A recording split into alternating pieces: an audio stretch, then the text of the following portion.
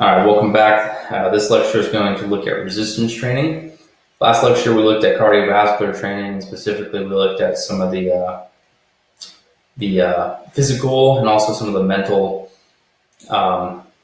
benefits that it can have on things like memory, as far as executive performance, and also all the physical performance benefits in addition to the medicinal effects that it can have. We're kind of going to do the same thing with resistance training here as we go through. So first, we're going to define resistance training. What exactly do we mean by it? Essentially, it's using muscular force against resistance. So this can be done in a variety of fashions. It can be done through body weight exercises, as seen here. It can be done through elastic or band resistance. It can be done through machine training. It can be done through free weight training, such as dumbbells and barbells. It doesn't matter. This is all grouped into resistance training. Muscles will adapt to any type of resistance provided, and they will adapt specifically according to the demands that are placed on it.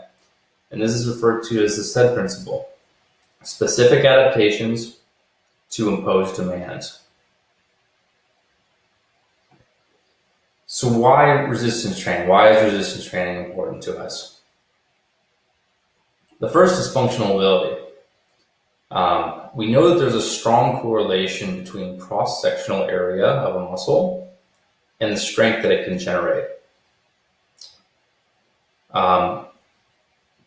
Neural adaptations as well play a role for functional ability. Our nervous system will adapt to allow the muscle to be able to generate more force and to have greater coordination when performing functional activities. Also, increased speed, strength, acceleration, muscle mass, these are all results of resistance training. It's also important to keep in mind that resistance training doesn't just work the muscle, it also works the connective tissues and the bones and the various other parts of the body. So, don't think of resistance training as just something just for muscles. Yes, that's a big part, but it also strengthens the connective tissues and the bones and other things that are very important for preventing injury and having good function. Now, we also have physique goals. Obviously, with resistance training, you can improve your appearance, you can build more muscle, it can help with body fat loss as well. Perhaps most importantly of all this, and this probably ties in a little bit with the functional ability aspect as well, atrophy with aging. Especially from a public health perspective, atrophy is a major public health issue. A study in 1995 by Lexel and colleagues found that there's about a 25 to 35% reduction in the cross-sectional area of the quadriceps in old versus young individuals. So we think about that. If the older individuals have about a 35% reduction in muscle mass, and this muscle mass is what's ultimately leading to force generation. So things like, when we walk, when we're moving around, when we're trying to prevent ourselves from falling, we need our muscle mass to be able to produce force, to be able to do these things. And if we lose our strength and our power, we don't have the ability to do that, and we have an increased risk of falling. So falls are actually, one of the biggest killers of elderly, because when you fall, you open yourself up to now possibly needing surgery, breaking bones. All these things can be very traumatic, and oftentimes can lead to death in older individuals. So anything that we can do to prevent that is important. Now, this was an interesting study by McLeod in 2016. Now, if we look at the images over here, what he did is on the left here in the C image, this is a male, this is a 24-year-old individual, about 76 kilograms, and this is a cross-sectional area, I believe, of the thigh. And what you'll see here is, this dark area here. This is muscle mass, and the white here, this is adipose tissue or fat. You'll see that there is mostly muscle in this picture. Now, if you look at image D, this is also a male, but he's 66 years old. And his average daily steps are about 3,000. What you'll see is that you have significant atrophy or muscle loss compared to the young individual, as predicted by Lexel. And here on the far right, though, we have that also another 66-year-old individual. But the only difference is that this person averages about 12,000 steps daily. So this is a highly active individual. Not even necessarily resistance training, but just highly active. What you can see is that we have much less atrophy in this individual. And a quote from the article was really interesting, I found.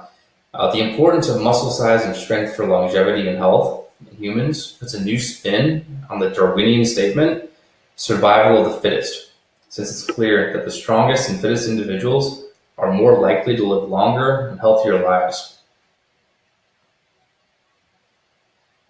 So this was a pretty interesting study as well. This was by Ruiz, 2008. And what they looked at was the effect of muscular strength on all-cause mortality or death. So what they did was they broke individuals up based on their strength levels. So they put the weakest third into the group here, which is you'll see in yellow. Then you have the middle third in red, and then you have the strongest third of the population here in green. Now, they also then broke them up into people who were under 60 years of age and over 60 years of age.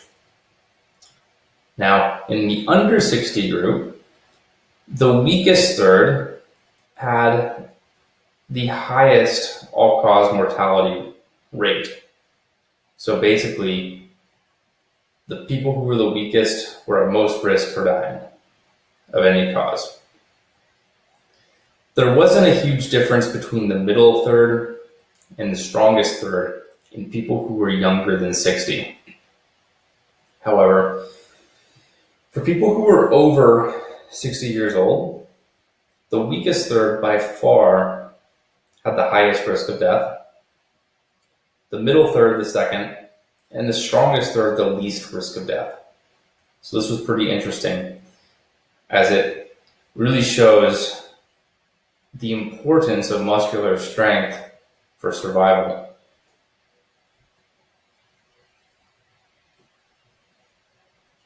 Now this chart here from a study by O'Connor 2010 shows the percent of US adults who resistance train.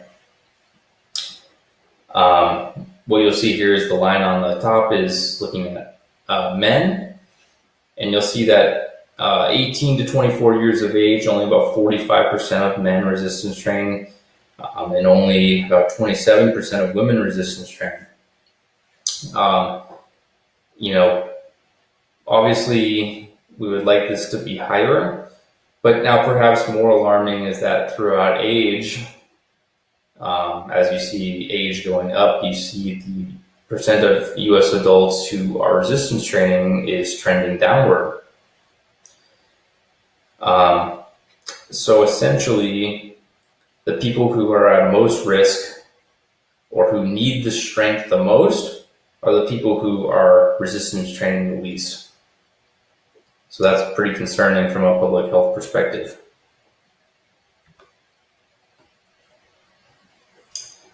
Now this is also an interesting chart from the study, and this looked at percent of US patients who are counseled by their primary care physician regarding both strength training and aerobic training. This is kind of a confusing chart, and I'll do my best to explain it here. Here we have percent of physicians. We're looking at percent of patients counseled. So what this is saying is that as far as strength training goes,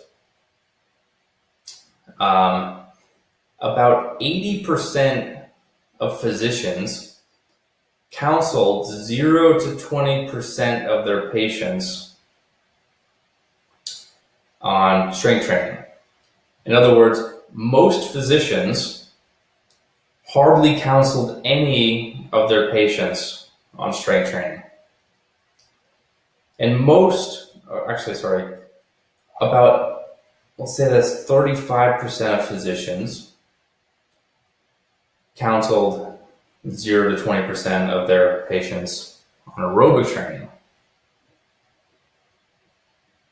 Now, what this is saying over here is that most physicians, about 75% or so of physicians, are counseling more than 20% on aerobic training, but only about 20% of the physicians are counseling over 20% of their patients on strength training. A little bit confusing, but what this is really saying is that physicians seem to be counseling their patients more on aerobic training than they are on strength training. Physicians seem to be not really discussing the benefits of strength training with their patients very much in practice. And considering the data that we just looked at, I don't necessarily think that that's a good thing. I think that physicians need to be talking more about strength training.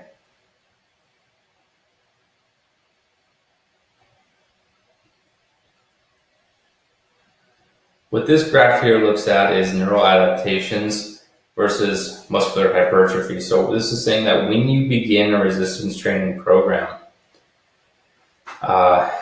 the gains in strength that you see initially will be due to neural adaptations. So this is changes in your brain and also in your nervous system, basically changing how effective you are at recruiting the muscle mass that you have.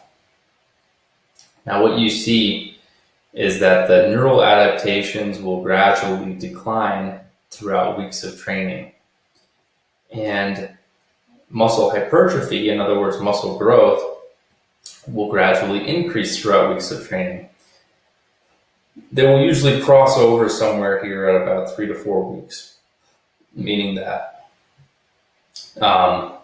muscle hypertrophy will become the dominant driver of further increases in muscle strength throughout a program.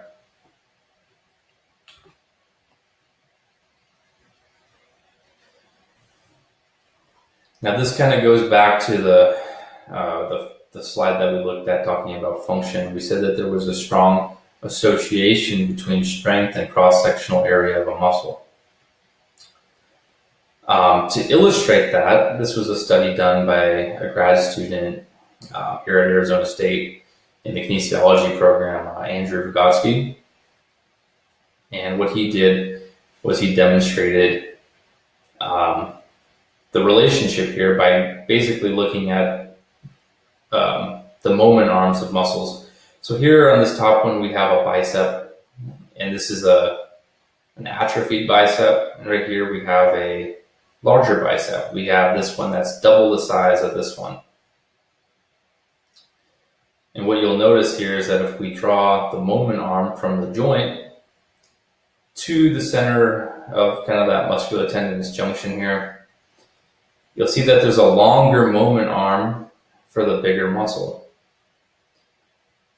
Now, the reason that this is better for strength is because if we think about a wrench, if we were to try to turn this bolt, if we were to grab from position A, it would be relatively hard to turn this bolt. But if we grab from position B on the wrench, it's going to be pretty easy to turn the bolt. And the reason is because of a longer moment arm here. Same thing happens with our joints and with our muscles. Longer moment arm due to greater muscle size results in greater strength, irrespective of the neurological adaptations that will occur. Now, something that's important to keep in mind with resistance training is that even the simplest interventions are effective. I think a lot of people get kind of intimidated when it comes to resistance training. They worry that, they don't know necessarily what the program should look like or what they should be doing, or if they're going to do the right exercises, or, it can get pretty confusing. You have so many different choices of exercises, and it can just get overwhelming to do. But one thing I want to illustrate with this is that even the very, very most basic interventions are effective. And to demonstrate this, I'm going to talk about a study from the 1990s by Fiat-Tarrone and colleagues. And what they did was they evaluated the effectiveness of a high-intensity strength training program in elderly subjects. So these are 89 to 91-year-olds. Now, they did arguably the worst training program ever designed. They did nothing but leg extensions here. They did 3 sets of 8 repetitions, 3 days per week, for 8 weeks. Just 3 sets of 8 leg extensions here. 3 days a week for 8 weeks. And what they found was pretty incredible. Lower body strength was increased by approximately 175%, and functional scores on a walking and balance test were improved by 48%. So if I can get a 48% improvement on a walking and balance test in elderly individuals just by doing 3 sets of knee extensions, just imagine the improvements that you could get from a little bit more comprehensive of a program that actually addressed other muscles such as the hamstrings, glutes, calves, low back, etc. But you can see how even very, very simple interventions can have a huge impact. Some more benefits of resistance training here. Preserves and enhances the metabolic rate, so that basal metabolic rate we talked about for nutrition. More muscle mass results in a higher metabolic rate. Improved bone mineral density, improved glucose tolerance and insulin sensitivity, lowers the risk of injury, improves your functional ability, improves balance, enhances strength and endurance, enhances speed, power, and agility, improves overall body composition, decreases bad cholesterol, decreases blood pressure, improves aerobic capacity, and improves self-esteem. So real quickly, these are just some of the major benefits of resistance training. All very positive things. Looking at some of the mental benefits, so things like executive function. This was a study, 12 months of once weekly or twice weekly resistance training benefited the executive cognitive function of selective attention and conflict resolution among senior women. So clearly, here demonstrating the beneficial effects that it can have on cognitive function. Perhaps not quite as robust of effects as we see with cardiovascular training, but still beneficial. Looking at the effects of resistance training on mental health, the evidence here is largely positive. So the evidence here is suggesting that strength training is associated with a variety of things as far as mental health, such as reduced anxiety, reduced pain for things like low back pain, osteoarthritis, and fibromyalgia, improvements in cognition among older adults, improvements in depression and fibromyalgia, reductions in fatigue syndromes or fatigue symptoms, improvements in self-esteem, and also improvements in sleep quality, all benefits of resistance training. And then kind of lastly here, who should be resistance training? And resistance training is now recognized by the NSCA, which is the National Strength and Conditioning Association, and then the American College of Sports Medicine as being critical to everyone's health and fitness. And this is irrespective of gender, age, or ability. And basically, resistance training is recommended as a part of everyone's fitness regimen. And the benefits of resistance training will go beyond just the workout. So the residual effects of strength training can last around 48 to 72 hours. This is often when you'll find that like delayed onset muscle soreness, but the benefits are extending beyond just the workout. Whereas with like some cardiovascular training, sometimes those benefits are mainly, being derived during the workout, but afterward you kind of go back to the normal state. With resistance training, there's more of a residual effect. There also appears to be a dose-response relationship between exercise intensity, the observed changes in muscle mass, and protein composition.